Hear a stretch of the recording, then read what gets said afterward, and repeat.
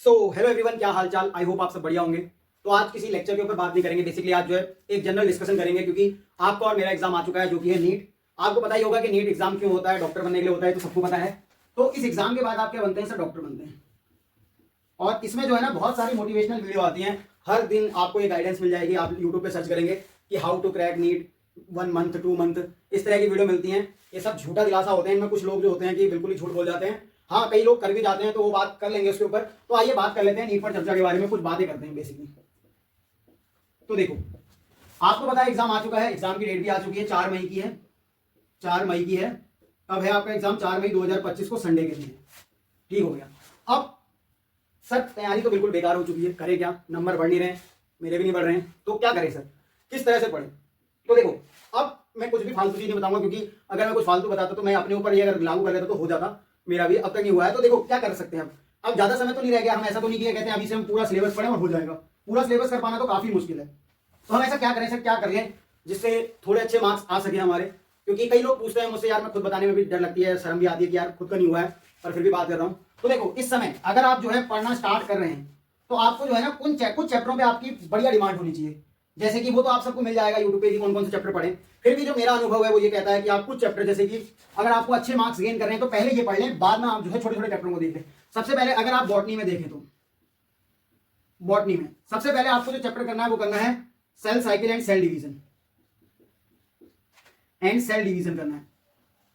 उसके बाद आपको करना है कौन सा? Cell the unit of life.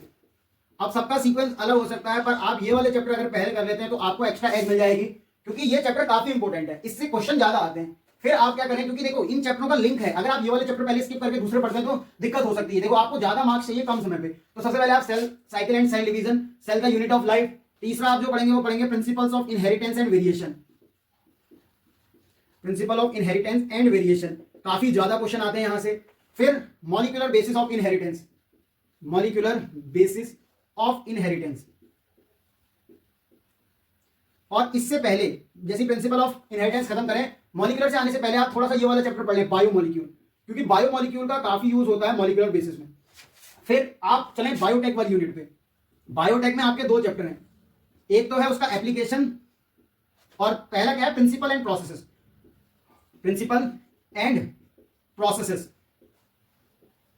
और दूसरा है उसकी एप्लीकेशन वाला चैप्टर, एप्लीकेशन। और कौन सा चैप्टर आप पढ़े जिससे आपका जल्दी जल्दी सिलेबस जो है अच्छे तरीके से हो सके?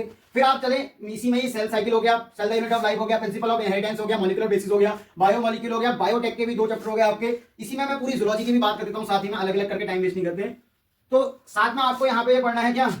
एक तो बायोलॉजिकल क्लासिफिकेशन, ये भी बॉटनी का ही पार्ट है। ये थोड़ा बाद में पढ़ें, पहले आप ऊपर के ये चैप्टर कर लें। फिर आ जाए आप एनिमल किंगडम, प्लांट किंगडम भी इसके बीच में ही पढ़ लें आप। फिर पढ़ें आप मॉर्फोलॉजी। फिर आ जाओ आप एनाटॉमी में, एनाटॉमी इन फ्लावरिंग प्लांट। फिर उसके बाद आपका किसमें आओ? ह्यूमन हेल्थ एंड डिजीजेस में। उससे पहले आप क्या कहते हैं वाली यूनिट जो आपने क्या कहते हैं जूलॉजी की है, क्योंकि आप डॉक्टर बनने जा रहे हैं तो आपको वाला जो चैप्टर है आपके कौन कौन से हो गए? जितनी भी आपकी ह्यूमन फिजियोलॉजी है, ह्यूमन फिजियो और human health and diseases.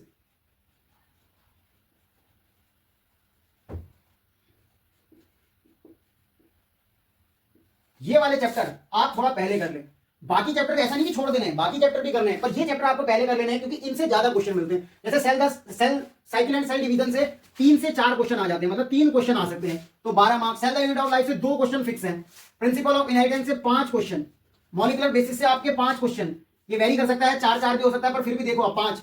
Biotech से और एप्लीकेशन से मिला के लगभग 6 क्वेश्चन दोनों से, और बायोलॉजिकल क्लासिफिकेशन से 2, एनिमल किंगडम से 3, मॉर्फोलॉजी से 3, एनाटॉमी से 2, और ये ह्यूमन फिजियो से पूरा आपका कहते हैं कम से कम 10 क्वेश्चन, नहीं 10 तो कम कह दिया यार, 15 क्वेश्चन, 12 से 15 क्वेश्चन। और ये ह्यूमन हेल्थ डिजीज से 2, तो लगभग देखो कितने हो गए आपके? 15 तो 17, 2 19, 19 और 3 21, 21 और 3 24, 24 और 2 26, 26 और 6 32, 32 5 37, 37 5 कितने हो गए?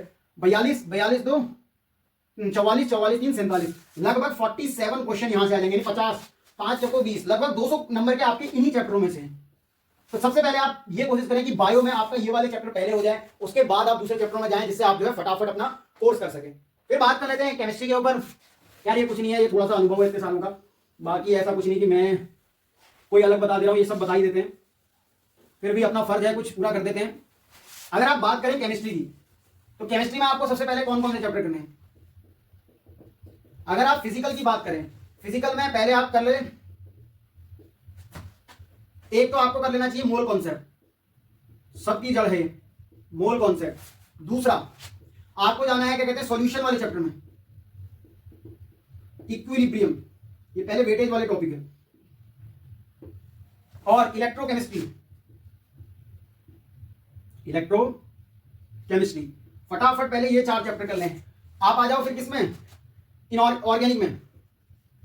ऐसा नहीं कि बाकी चैप्टर छोड़ दें, पहले फटाफट ये कर लें ताकि आपका सिलेबस जो है अच्छा हो जाए। ऑर्गेनिक में सबसे पहले कई लोग स्किप कर देते हैं, पर आईयूपीएसी नेमिंग आपको आनी चाहिए, नहीं तो और चैप्टरों में दिक्कत आती है।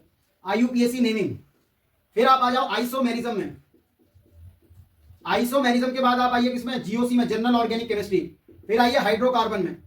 ये सीक्वेंस से ही चले ताकि आपको जो है ऑर्गेनिक भी आसान हो सके, और उसके बाद बाकी चैप्टर में जाइए, क्योंकि ये वाले टॉपिक अगर आपको नहीं आते होंगे तो 12 आपकी ऑर्गेनिक केमिस्ट्री बिल्कुल बेकार है। इनऑर्गेनिक में तो कुछ छोड़ना ही नहीं है, इनऑर्गेनिक केमिस्ट्री में तो सब ही कर लेना है इनऑर्गेनिक केमिस्ट्री में। पर फिजिकल में पहले आपके ये 4 चैप्टर हो तो अच्छा है, फिर आप क्या कहते हैं ऑर्गेनिक में जाएं, ठीक है। उसके बाद बात कर लेते हैं हम क्या कहते हैं फिजिक्स के ऊपर। तो फिजिक्स में